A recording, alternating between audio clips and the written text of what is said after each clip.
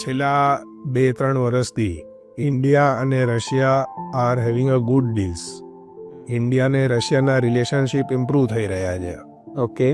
On the other side તમે જોશો કે there is a war of conflict going between Iran and Russia for some of the time.